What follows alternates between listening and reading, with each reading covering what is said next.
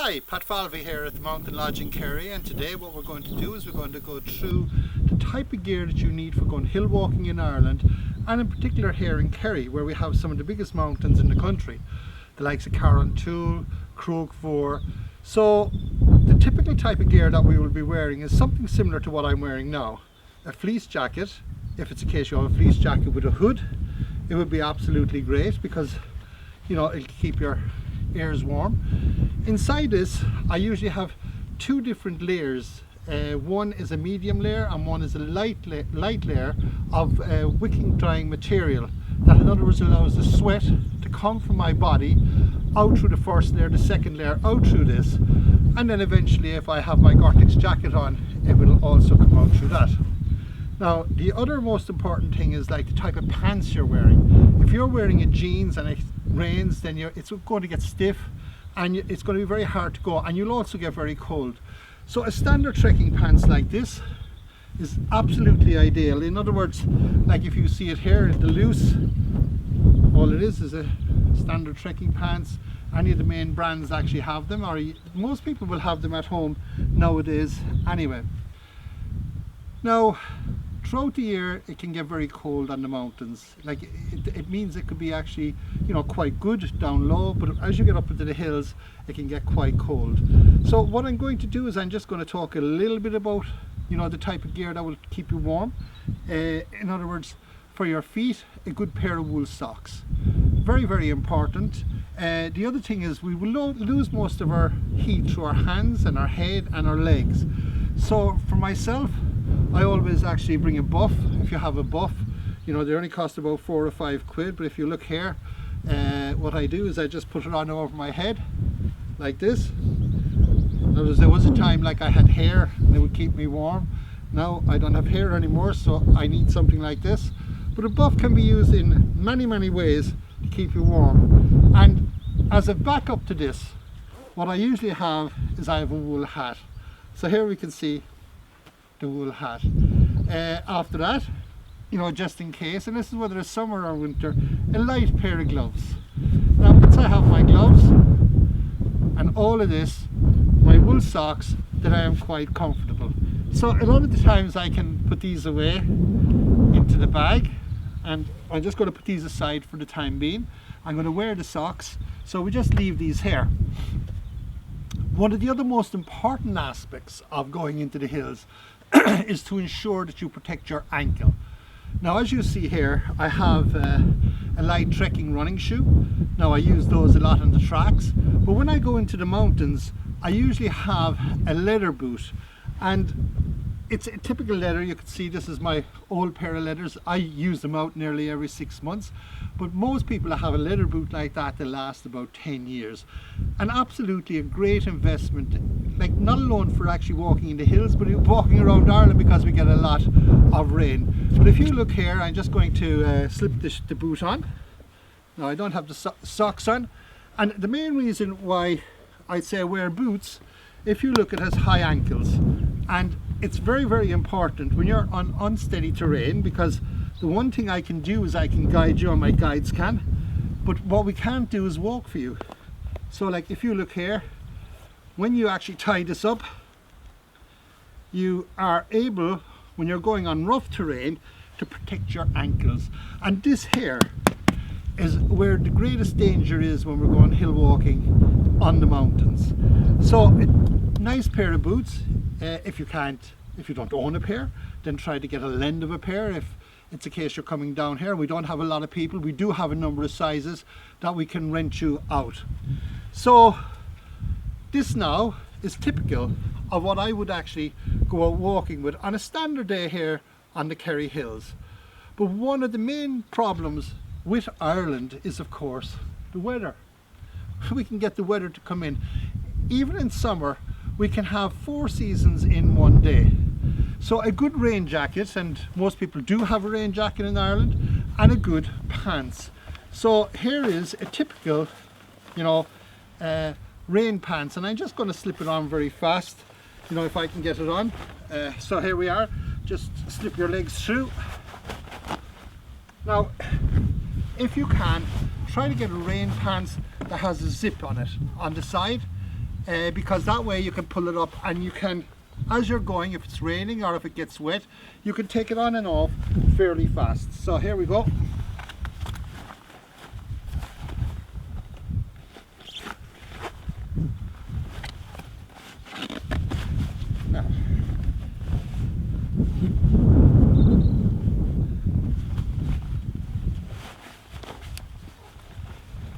Now for me, I like things very easy. So here we can see, tightening in, tighten the buckle, zip up the zips, and then zip them down like this here. And now I have my rain pants on. So if it's a case you have a rain pants, now lots of people may not have the zips on their rain pants, but if you do, they're very, very handy. Also, what's very, very handy is a rain jacket. And I guarantee you, if you're from Ireland and you're not coming in from stateside or anywhere else, nearly every Irish person has a type of a rain jacket. So here we are. This is the rain jacket. Now you can see all of those I may not need. So what I need to put all of this into is a rucksack. And here we can see is a standard rucksack. Now there's different types of rucksacks that you can get, but like for the person that's going out for a day walk and that's not into professionally, any standard type of rucksack that will fit everything will be okay. And I can go into this on our more detailed videos. So here we are, we just put our gear away in here. I usually put that at the top. I also, for myself in particular, I just bring an over mitt, which if it does rain, it'll just keep my gloves warm. Now the other type of things that you will need on the day is, you know, we are going to burn approximately 4,500 calories. It's a great way to diet, by the way, if it's a case you are climbing every day. So we do need to bring stuff with us to eat, you know, to sustain us during the day, because it's like a steam engine, like the body won't go on its own. So if you have a flask, you know, just fill it up with hot water. If not, on a good day you might need the hot water. We usually try to bring about 2 litres of water. Now for me, I just bring an allergen bottle, but you can bring a Lucozade bottle, or, you know, one of the ones like, you know, just pull on the top and you suck. And the other most important thing to bring is some food and a lunch pack. You know, I usually bring 2 sandwiches, 2 Mars bars, and something to sustain me for the day, because as I say, you will be out on most occasions when you're coming down climbing here or lots of our other treks between 4 and 6 hours, and sometimes 7 hours during the day, so it is a long day. Now if it's a case you're interested in the area, of course you can get a local map. If it's a case you haven't got one already, you can order one from us, and we just put that in, and your guide will only be too delighted to show you the terrain. And indeed, some people that go out, we can give them a little bit of navigational course, because all our guides are expert in that field. Now another aspect of going out is just to bring your own first aid kit. You know, just your small, like if you have headache tablets, and when you are going trekking, it's just to let your guide know if it's a case you do have any problems, whether it's asthma or anything like that. You know, we will be able to deal with all of those, but a first aid kit into the bag. And during the summer in particular, because as we go high, the ultraviolet light comes down, and in particular with me, you can see I have the shiny head, and I've come back on numerous occasions when I forgot my suntan and I actually scorched the head off myself, and it can be quite sore. So a little bit of suntan in there. And if you want to, and what I usually do is I just bring, because I do sweat a lot, some people do sweat, if it's a case you do and you're out for a nice day and the weather is hot, I just bring another type of a thermal top, like this, like a dry flow top. And what I always do is I put them into a plastic bag, because if it gets wet, then you have no heat. Or a standard, you know, trekking shirt, and I put them in there. And as you can see, it folds up fairly tight. Look, you know, that's my whole lot of spare gear into the bag again, and I'm nearly packed. So most people just say, like, you know, like, what is the beauty of the terrain like? And what I'd always recommend, and we do courses here too on outdoor photography, but it's a good camera, something like this, that you can bring with you, that you can take out, take shots. And like most of our guides, you know, are very, very good photographers, so we will get very, very good shots for you. And we have a lot of stock photographs as well. As in relation to the sun, and I said the hats will go, I always, you know, wear a hat like this because in the sunny days it's absolutely fantastic. And I can even see now the sun coming out here, and it just protects me. But all of those can generally go in the bag. And of course, if it's a case we have a very good day, a pair of sunglasses, just to keep the reflection off of the sun beating down on top of you.